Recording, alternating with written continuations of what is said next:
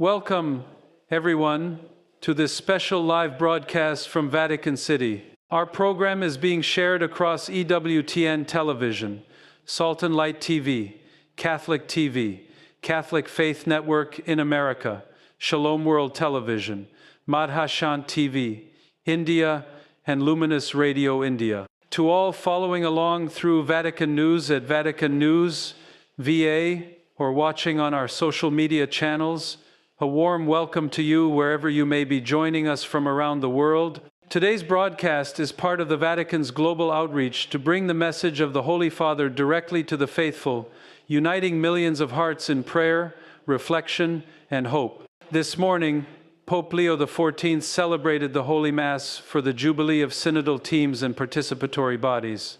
The celebration took place at the magnificent St. Peter's Basilica, where thousands gathered from across the world. For many, this marked the conclusion of a journey that began on the 24th of October, a pilgrimage of faith, unity, and renewal that culminated today in this sacred liturgy. The atmosphere was filled with reverence and anticipation as groups representing dioceses, parishes, and various church institutions came together under one purpose: to live and strengthen the spirit of synodality.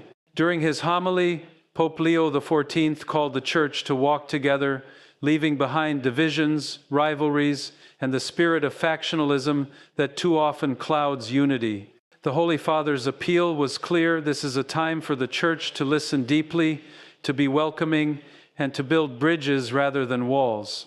As the Church now enters the implementation stage of the Synod on Synodality, the invitation is extended to all of us to help create a church that listens more attentively, welcomes more openly, and includes more fully every member of God's people. At any moment, the Holy Father is expected to appear at the window of his study in the Apostolic Palace to lead the faithful in the traditional Angelus Prayer. St. Peter's Square below is alive with energy. Pilgrims have filled the open space, their voices rising in prayer and song, banners fluttering in the light wind, and flags from every continent waving high. Over recent days, the streets of Rome have been alive with pilgrims and tourists, faces of joy and faith filling the eternal city once again. It is a beautiful sign of this Jubilee of hope, reminding the world that faith still draws people together in a way nothing else can. During the Mass earlier today, Pope Leo XIV once again emphasized the Church's mission to reach out to those who live on the margins, those forgotten or left behind by society. His call was not just for spiritual renewal, but also for compassion in action. A church that listens to the cries of the poor, welcomes those who feel excluded, and stands beside the wounded and the weak. He reminded us that true faith cannot remain within walls. It must extend to those in pain, in silence, and in need of love. Now, as the faithful wait in expectant silence, all eyes turn to the Apostolic Palace. The curtains move slightly, the voice of the crowd swells. Pope Leo XIV steps forward, appearing at the window, blessing those gathered below. The bells of St. Peter's ring, joyfully calling the world to prayer. Dear brothers and sisters, the Holy Father begins, his voice calm yet filled with warmth. Happy Sunday. He invites everyone to reflect on today's gospel, a parable that never loses its power to touch the heart.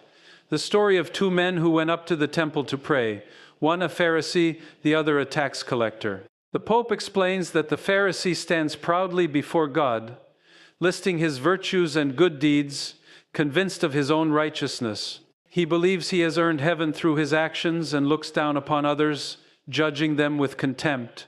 He stands tall, his head high, his words filled with pride. Yet beneath that surface of devotion lies a heart lacking in love, a faith reduced to numbers, obligations, and credits without compassion or mercy. In contrast, the tax collector stands at the back of the temple, eyes lowered, his heart heavy with guilt. He knows his sins. He has cheated, taken advantage of others, and served an empire that oppressed his own people. And yet, he comes to God with humility, daring to believe that forgiveness is still possible. God, be merciful to As the cameras turned towards St. Peter's Basilica, anticipation filled the square. The Holy Father was expected to appear at any moment from the window of his study in the Apostolic Palace, ready to lead the Angelus Prayer. Thousands of faithful had gathered under the Roman sky pilgrims, families and visitors from across the world, each one eager for a glimpse of Pope Leo XIV and a word of blessing. The atmosphere was electric yet reverent, a living reflection of the Church's unity in this Jubilee of hope. Moments earlier, Pope Leo had presided over a special Mass for the Jubilee of Synodal teams and participatory bodies. The celebration drew together thousands of participants from different nations, each representing the ongoing journey toward a synodal church, a church that listens, welcomes, and includes.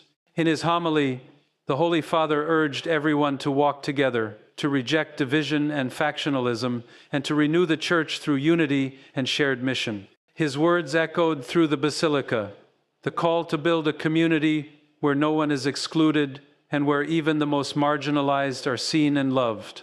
As the bells of St. Peter's chimed softly in the background, the window of the papal study opened. The crowd erupted into applause and cheers as Pope Leo XIV appeared, waving with a gentle smile. His first words carried warmth and simplicity. "Dear brothers and sisters, happy Sunday."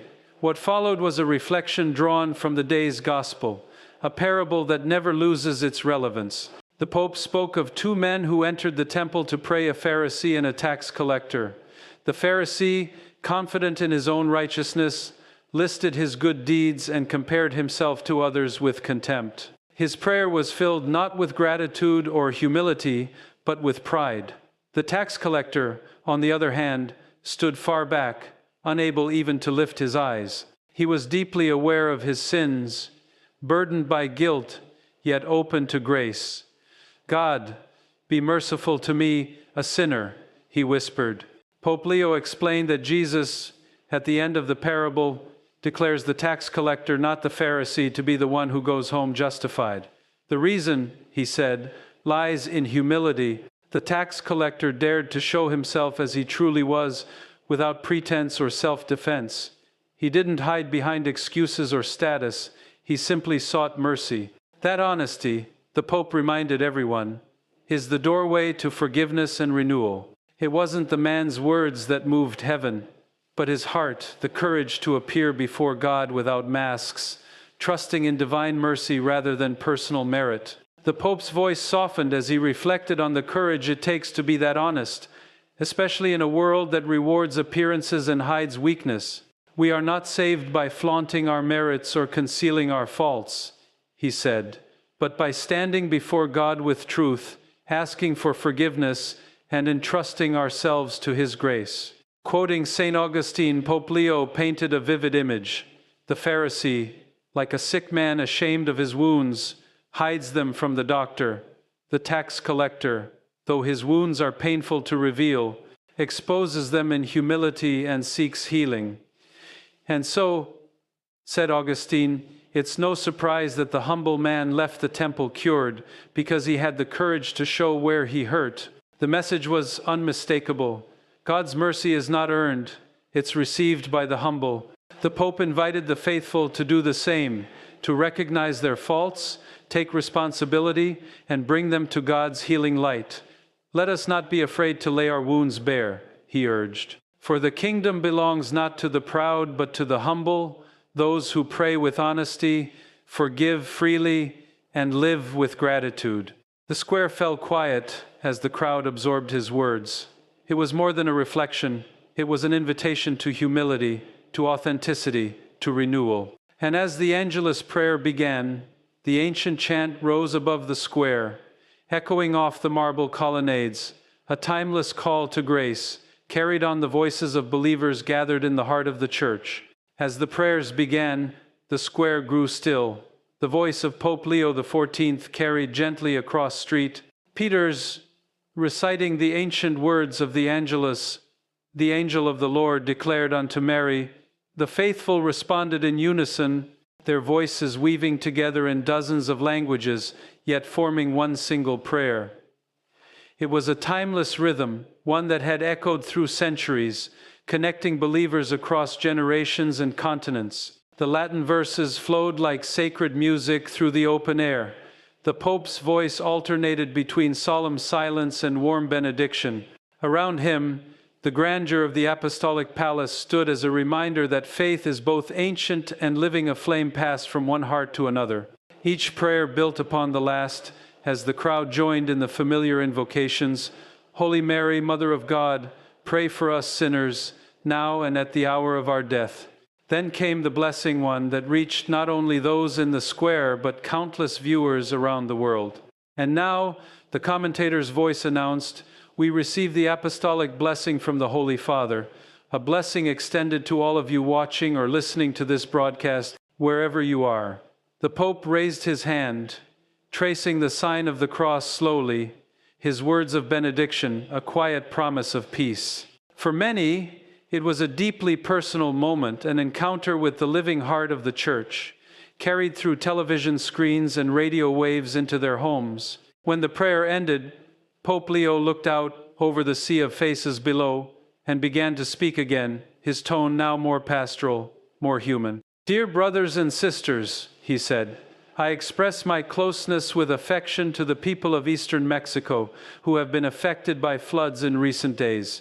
His concern was immediate and real. He prayed for the families who had lost loved ones, for the displaced, and for all those suffering from the disaster.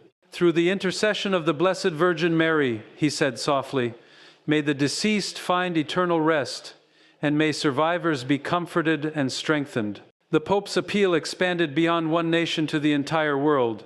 He spoke of peace of the peacemakers who labor each day in quiet perseverance, often without recognition. Blessed are the peacemakers, he said, quoting Christ's own words. He prayed especially for children scarred by violence, for mothers mourning their sons, for the elderly left behind by war. Through the intercession of the Blessed Virgin Mary, he continued, may they experience not only our prayers but also our concrete actions, signs of love, solidarity, and mercy. In that moment, the Angelus became more than ritual. It became a cry for peace that transcended borders. The Holy Father's reflection reminded everyone that faith is not passive. It must move hearts toward compassion, toward justice, toward the service of others. Around the square, pilgrims wept, smiled, and prayed silently. Flags waved from every corner of the world, from Brazil to India, from Poland to the Philippines. Each person carried a story, a hope, a petition. As the Pope's words faded into the crisp autumn air, the cameras panned across the vast crowd. Faces lifted toward the papal window, hands clasped in prayer, the sunlight glinting off rosary beads. And as the final Amen echoed through the loudspeakers, it felt as if the whole square exhaled, united in stillness, united in faith. After the blessing, the Pope's gentle smile returned as he gazed over the crowd. The wind stirred the flags that fluttered across the square, and the voices of pilgrims began to rise again, joyful, spontaneous, filled with gratitude. The Holy Father leaned slightly toward the microphone and began to greet them one by one, his words weaving a bridge between nations and languages. He acknowledged the groups that had come from near and far. I greet the pilgrims from Brazil, he said warmly, as a wave of cheers erupted from a cluster of flags in yellow and green. Then he continued, and the Cubans living in Europe, drawing heartfelt applause from another corner of the square. The Pope's words, though brief, carried a personal tone. He spoke not to crowds, but to people, each nation seen and blessed by name. Pilgrims from Milan and other Italian cities received a nod of affection, followed by a special mention that brought renewed applause. A special greeting to the Sisters of Reparation of the Sacred Heart, who celebrate the 150th anniversary of their foundation. Smiles and tears mixed among the sisters as they waved small white handkerchiefs toward the window. The Church, in that moment, felt smaller and closer, a family gathered around its spiritual father. The atmosphere was one of joy and peace. The Holy Father's final words were simple, "Thank you to all, and happy Sunday." They carried the weight of sincerity, not a formal farewell, but a blessing from a heart that had just shared prayer, reflection, and hope with the world. Below, applause rolled like a gentle wave through St. Peter's Square. Pilgrims waved flags, embraced, and lifted their children onto their shoulders. The bells of the basilica began to toll again, marking not an ending, but a continuation, the faithful sent forth to live the gospel in their daily lives. As the Pope withdrew from the window, the commentator's voice returned over the Vatican broadcast. And that was the Angelus recitation with the Holy Father, Pope Leo XIV, he said. He began with a moving reflection on today's gospel, the Pharisee and the tax collector, reminding us of the humility that opens the heart to grace. He also prayed for peace in the world, for peacemakers everywhere, and for the victims of the floods in Mexico. The broadcast concluded as it began with gratitude and reverence. That brings us to the end of the Sunday Angelus for the 26th of October, 2025. The announcer continued. The 30th Sunday in Ordinary Time. Thank you for joining us. He paused, his tone warm and measured. On behalf of Vatican News, I am Father Paul Samasumo, thanking our technicians and partner broadcasters across the globe from EWTN and Salt and Light Television to Shalom World and Luminous Radio in India. Wherever you are, may the peace of Christ remain with you. The screen faded to the image of St. Peter's Square bathed in golden light. Pilgrims continued to linger, reluctant to leave the sacred stillness that followed the Pope's words. Some prayed quietly, others took photos, while a few knelt in silent gratitude. Overhead, the bells continued to echo the timeless heartbeat of the Church. And as the broadcast closed, the final words appeared on screen, simple yet powerful. Praise be Jesus Christ, Laudetur Jesus Christus. The camera lingered on St. Peter's Square as the crowd slowly began to disperse. The sound of footsteps, laughter, and gentle conversation filled the air, blending with the fading toll of the bells. The voice of the commentator returned one final time, warm and composed, carrying the sense of closure that follows a sacred encounter. And there we are, he said softly. We've just received the apostolic blessing from the Holy Father, a blessing that extends to everyone watching or listening, wherever you may be in the world. The images on screen captured pilgrims holding rosaries close to their chests, making the sign of the cross, or simply standing still, their eyes lifted toward the window where the Pope had just appeared. Some waved their national flags one last time before lowering them, while others took quiet photos to preserve the moment, a visible memory of faith shared across languages, generations, and continents. The commentator continued, summarizing the essence of the Pope's message. Today, Pope Leo XIV reminded us of the Gospel's timeless truth, that humility opens the door to mercy, and that honesty before God is stronger than pride.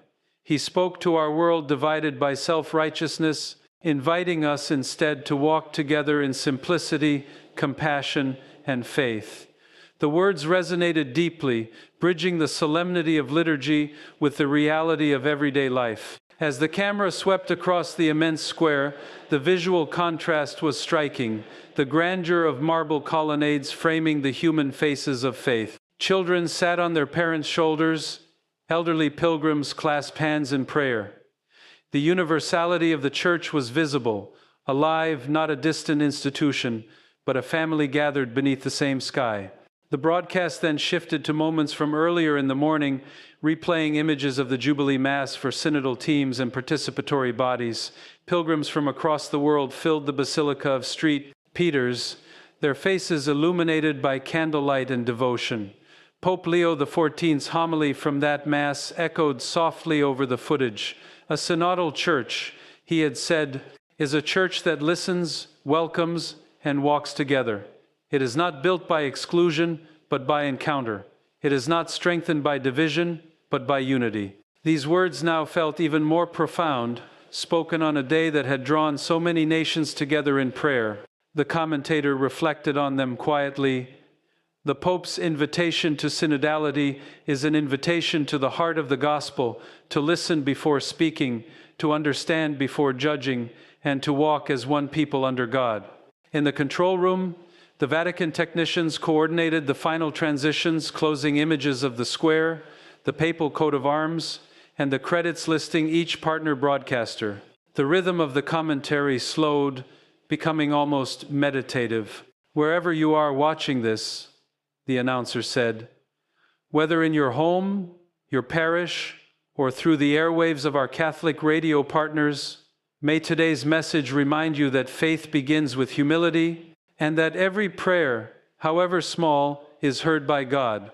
The final montage showed pilgrims departing the square, sunlight spilling over the cobblestones. The Vatican flag rippled gently in the breeze. The voiceover concluded with quiet reverence. On behalf of Vatican News and our official partners, EWTN Television, Salt and Light TV, Catholic Faith Network, Shalom World Television, Madhushan TV India, and Luminous Radio India, we thank you for joining us. May the Lord bless and keep you. The screen slowly faded to black, and one final phrase appeared, a familiar refrain that has closed countless Vatican broadcasts. Praised be Jesus Christ, Laudetur Jesus Christus.